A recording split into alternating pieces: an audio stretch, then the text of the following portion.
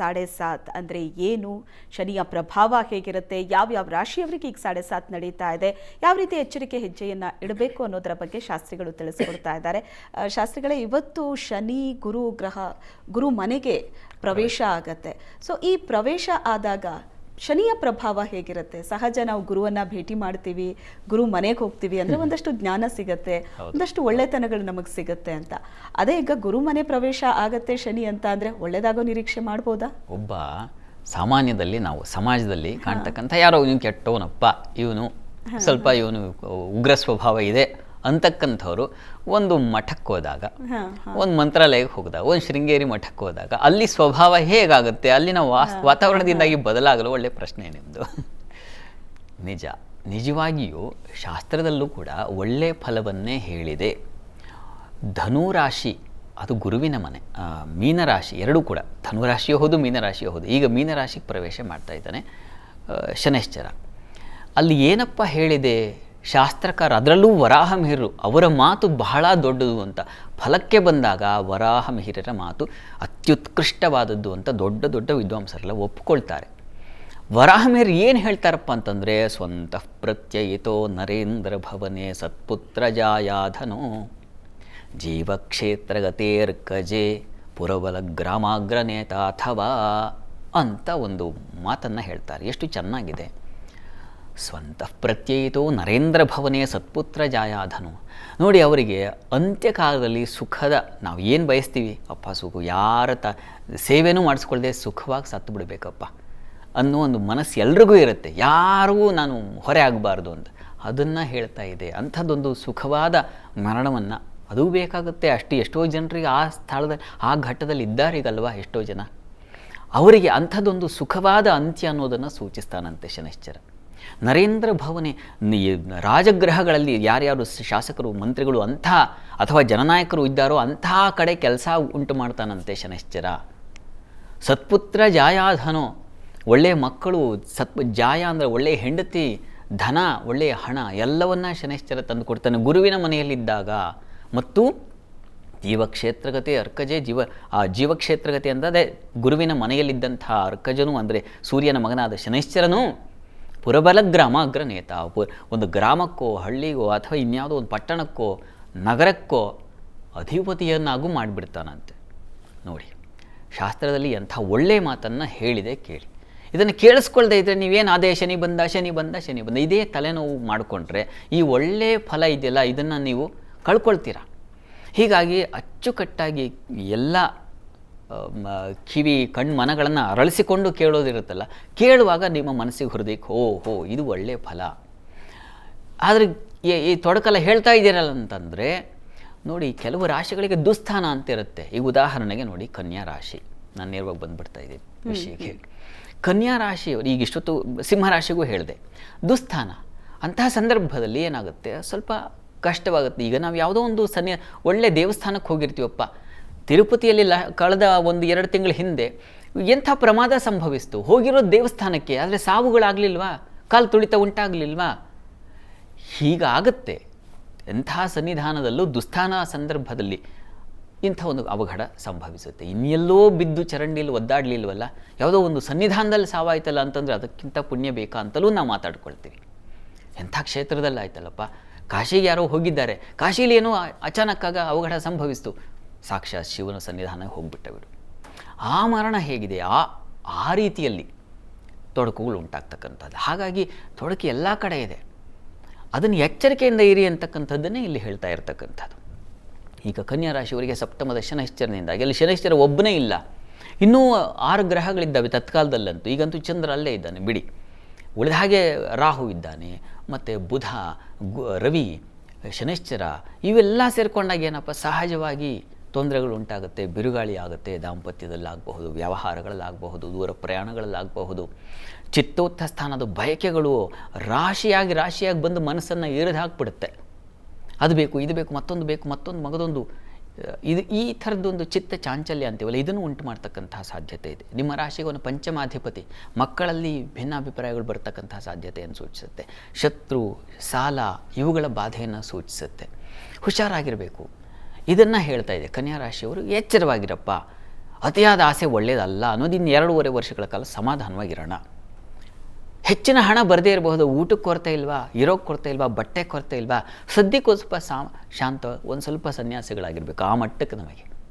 ಅಂದರೆ ಎಲ್ಲ ತೊರೆಯೋದು ಅಂತಲ್ಲ, ಹಿತಕ್ಕಾಗಿ, ನಮ್ಮ ಹಿತಕ್ಕಾಗಿ ಸ್ವಲ್ಪ ಕಾಲ ನಾವು ಒಂದು ಚೌಕಟ್ಟನ್ನು ಹಾಕ್ಕೊಳ್ಬೇಕಾಗತ್ತೆ. ಅದನ್ನು ಸೂಚಿಸ್ತಾ ಇದೆ. ಈ ನಂತರದಲ್ಲಿ ನಾವು ವೃಶ್ಚಿಕ ಗಮನಿಸ್ತೀವಿ. ವೃಶ್ಚಿಕ ನೋಡಿ ಪಂಚಮ ಸ್ಥಾನದ ಅಧಿಪತಿ, ಪಂಚಮಕ್ಕೆ ಹೋಗ್ತಾ ಇದ್ದಾನೆ. ಯಾರು? ಶನೈಶ್ಚರ. ಪಂಚಮದಲ್ಲಿ ಶನೈಶ್ಚರನ ಸಂಚಾರವಾದಾಗ ಅಲ್ಲಿ ರಾಹುವು ಇದ್ದಾನೆ. ರಾಹು ಶನಿ ಎರಡೂ ಸೇರಿದಾಗ ಏನಾಗುತ್ತೋ ಅದು ಬುದ್ಧಿ ಸ್ಥಾನ ಅಂತ, ಧೀ ಸ್ಥಾನ ಅಂತ, ಮನಸ್ಸಿನ ಸ್ಥಾನ ಅಂತ, ಪುತ್ರ ಸ್ಥಾನ ಅಂತ. ಈಗ ಎಲ್ಲ ಕೊರತೆಗಳು ಉಂಟಾಗ್ಬಿಡುತ್ತೆ. ಮಕ್ಕಳು ಎಷ್ಟು ದಿವಸ ಚೆನ್ನಾಗಿತ್ತು ಅವರ ಬದುಕು, ಈಗೇನೋ ಒಂದು ತಕರಾರುಗಳು ಶುರುವಾಗ್ಬಿಡುತ್ತೆ.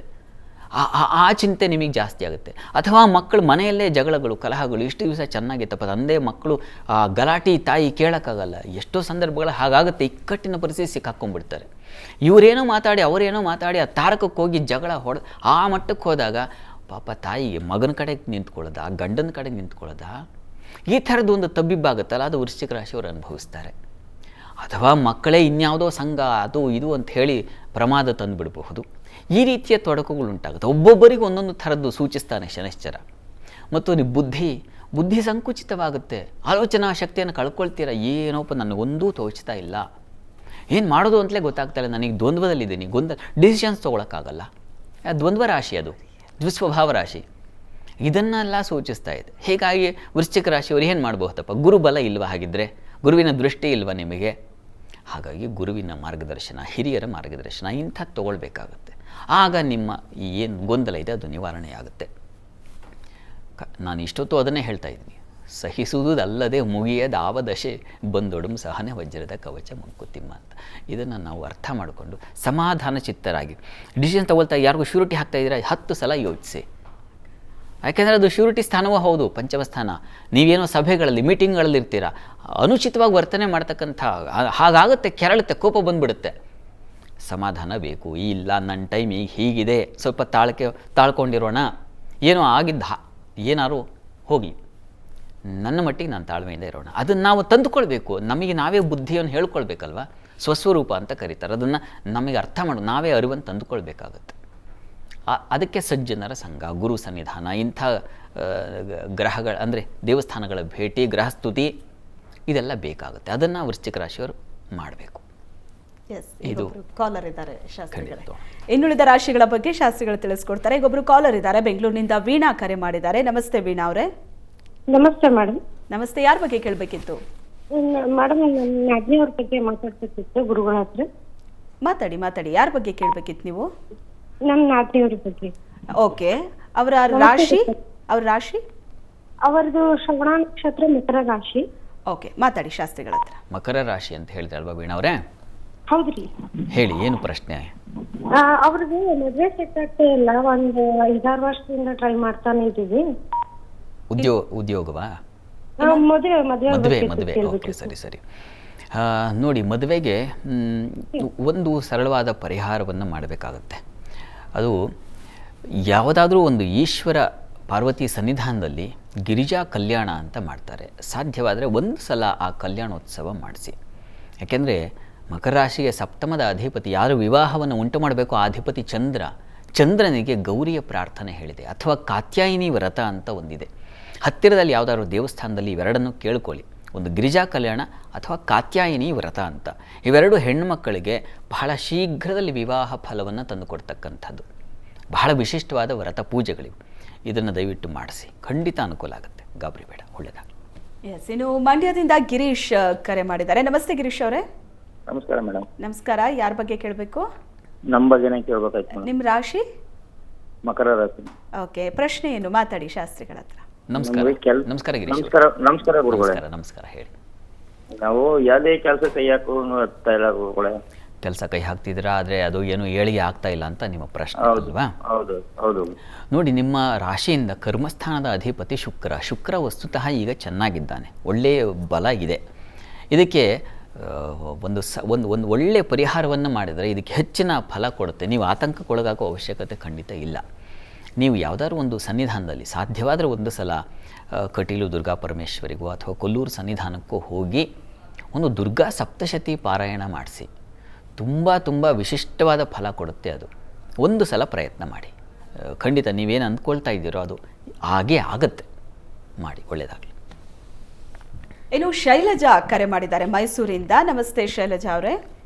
ನಮಸ್ತೆ ಮೇಡಮ್. ನಮಸ್ತೆ. ಯಾರ ಬಗ್ಗೆ ಕೇಳಬೇಕಿತ್ತು? ನಮ್ಮ ಮಗಳ ಬಗ್ಗೆ ಕೇಳ್ಬೇಕಾಗಿತ್ತು. ಓಕೆ, ಮಗಳ ರಾಶಿ? ರಾಶಿ ಮೀನ ರಾಶಿ, ಚಾಂದಿನಿ.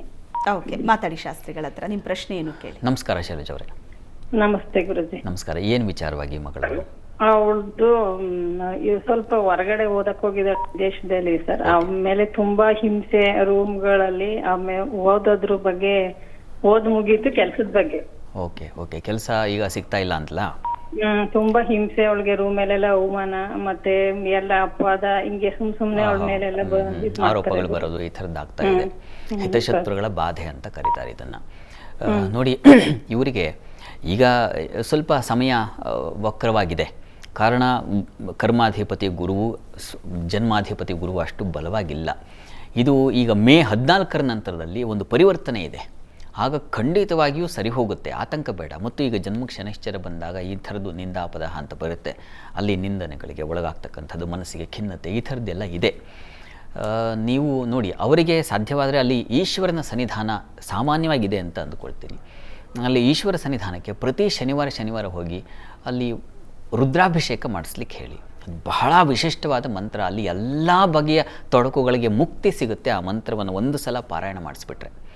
ಅಲ್ಲಿ ಅಭಿಷೇಕವನ್ನು ಮಾಡಿಸಿ, ರುದ್ರಾಭಿಷೇಕವನ್ನು ಮಾಡಿಸಿ ಆ ತೀರ್ಥ ಸೇವನೆ ಮಾಡೋಕ್ಕೆ ಹೇಳಿ. ಒಂದು ಸಲ ಅವರು ಪ್ರೋಕ್ಷಣೆ ಮಾಡ್ಕೊಳ್ಳೋಕ್ಕೂ ಹೇಳಿ.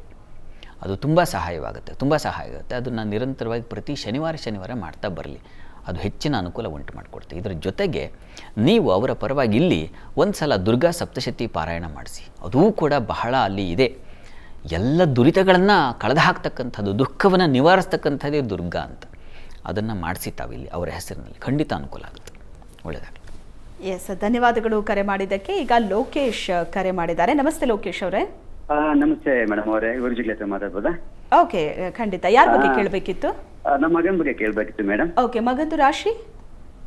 ಮೇಷರಾಶಿ, ಭರಣಿ ನಕ್ಷತ್ರ. ಮೇಷರಾಶಿ. ಓಕೆ, ನಿಮ್ಮ ಪ್ರಶ್ನೆ ಏನು? ಮಾತಾಡಿ ಶಾಸ್ತ್ರಿಗಳ ಹತ್ರ. ನಮಸ್ಕಾರ. ಹೋದ್ವಾರ ಮಾಡಿದ್ದೆ ಗುರುಗಳೇ. ನಮ್ಮ ಬಗ್ಗೆ ಹೇಳ್ರಿ ನೀವು. ನಾವೆಲ್ಲ ಅವಾಗ ಪಾಲನೆ ಮಾಡ್ತೀವಿ ಗುರುಗಳೇ. ನಮಸ್ಕಾರ. ನಿಮ್ಮ ಆಶೀರ್ವಾದ ಸದಾ ನಮ್ಗೆ ಹಂಗೆ ಇರ್ಬೇಕು ಗುರುಗಳೇ. ಖಂಡಿತ ಭಗವಂತನ ಆಶೀರ್ವಾದ ಇರುತ್ತೆ. ಹೇಳಿ ಗುರುಗಳೇ. ನಮ್ಮ ಮಗನ ಬಟ್ಟು 12/3/2008 ಗುರುಗಳೇ. ಈಗ ಮೇಷರಾಶಿ ಅಂತ ಹೇಳಿದ್ದೀರಾ, ಅಷ್ಟನ್ನು ನೋಡೋಣ ಈಗ, ಯಾಕಂದ್ರೆ ಸಮಯ ಕಡಿಮೆ ಇದೆ. ಆ ಕಾರಣದಿಂದ ಏನು ಪ್ರಶ್ನೆ ಗುರುಗಳೇ? ಅವ್ನು ಆಕ್ಚುಲಿ ಸೆಕೆಂಡ್ PU ಓದ್ತಾ ಇದ್ದಾನೆ ಈಗ. ಓಕೆ, ಸರಿ. ಅವ್ನು ಎಜುಕೇಶನ್ ಬಗ್ಗೆ ಕೇಳ್ಬೇಕಾಯ್ತು. ಯಾಕಂದ್ರೆ 7:30 ಶುರುವಾಯ್ತು ಅಂತ ಇಲ್ಲ, ಅದೇನು ಗಾಬರಿ ಮಾಡ್ಕೋಬೇಡಿ ನೀವು. ಅದನ್ನ ತಲೆಗೆ ಹಚ್ಕೊಂಡು ಏನಪ್ಪ ಹೀಗಾಗುತ್ತೆ ಬೇಕು ಇಲ್ಲ ಅಂತಲ್ಲ. ಅದು ಅನ್ವಯ ಆಗಲ್ವಾ ಅಂದರೆ ಖಂಡಿತ ಅನ್ವಯ. ಒಂದು 30% ಖಂಡಿತ ಅನ್ವಯ ಆಗುತ್ತೆ.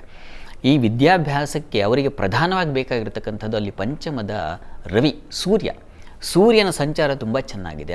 ಈಗ ಸೂರ್ಯ ಉಚ್ಚಾಭಿಲಾಷಿ, ಹೀಗಾಗಿ ತುಂಬ ಅನುಕೂಲಕರ ಸ್ಥಾನದಲ್ಲಿ ಸೂರ್ಯ ಇದ್ದಾನೆ, ಪಂಚಮಾಧಿಪತಿ ಇದ್ದಾನೆ. ಹೀಗಾಗಿ ಅದರಿಂದ ಇವರಿಗೆ ಖಂಡಿತ ಸಹಕಾರ ಉಂಟಾಗುತ್ತೆ. ಈಶ್ವರ ಸನ್ನಿಧಾನದಲ್ಲಿ ಅವರ ಹೆಸರಿನಲ್ಲಿ ಪ್ರತಿ ಭಾನುವಾರ ರುದ್ರಾಭಿಷೇಕ ತಪ್ಪದೇ ಮಾಡಿಸಿ. ಶಿಕ್ಷಣ ಮುಗಿಯುವವರೆಗೆ ಮಾಡಿಸಿ. ಈಶ್ವರ ಜ್ಞಾನಮಿಚ್ಛೇತ್ ಮಹೇಶ್ವರಾತ್ ಅಂತ ಶಾಸ್ತ್ರದ ಮಾತು. ವಿದ್ಯಾರ್ಥಿಗಳಿಗೆ ವಿಶೇಷವಾದ ಅರಿವು ಉಂಟಾಗಬೇಕು ಅಂತಂದರೆ ಈಶ್ವರನ ಆರಾಧನೆ ಮಾಡಬೇಕು ಅಂತ ಹೇಳುತ್ತೆ. ಅದು ನಿಮ್ಮ ರಾಶಿಗೆ ಈಶ್ವರ ತುಂಬ ಅತ್ಯಂತ ಅನುಗ್ರಹಪ್ರದ. ಹೀಗಾಗಿ ಇವರಿಗೆ ಅಂದರೆ ನಿಮ್ಮ ಮಗನಿಗೆ ಇದನ್ನು ಮಾಡಿಸಿ, ಖಂಡಿತ ಅನುಕೂಲ ಆಗುತ್ತೆ. ಆತಂಕವೇ ಬೇಡ ತಮಗೆ.